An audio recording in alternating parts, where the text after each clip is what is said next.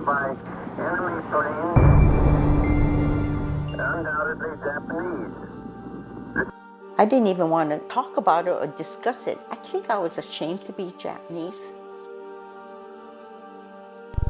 When the Japanese attacked Pearl Harbor, our west coast became a potential combat zone. Living in that zone were more than 100,000 persons of Japanese ancestry. The Japanese American community back in right after Pearl Harbor, when World War II began, suddenly and without any due process, forcibly removed from their homes and unjustly incarcerated for a time, indefinite. This is Tule Lake, the first complete camp that we attended. It's part of history that was never written, so people don't know about it. I have encountered so many people that never knew about it. Here in Little Tokyo, Los Angeles, we gather at the very site where persons of Japanese ancestry gathered 80 years ago.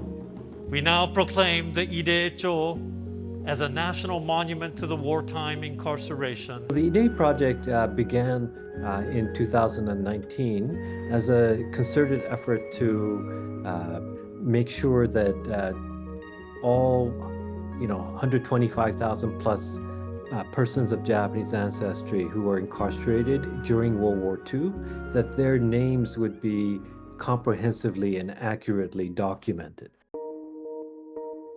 In 1942, I was 5 years old. At that time, I didn't know what was going on. It didn't matter if you were a little kid or an infirm grandmother, whether you were a US citizen or an immigrant. The government viewed this community as being un-American or even anti-American, a threat to national security. I was pulled out of class. Everything was packed, ready to go, and I guess it was our time to be picked up to go.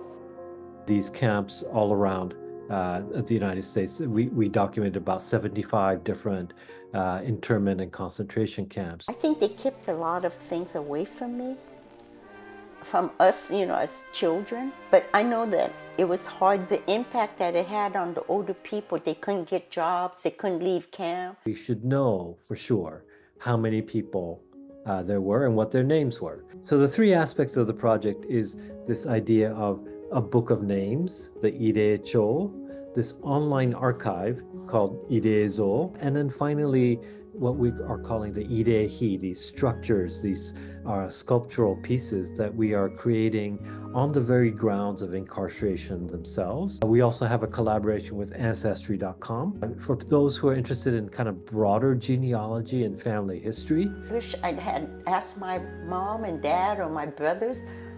I think I would have understood it more, but at that time, you just don't want to talk about it.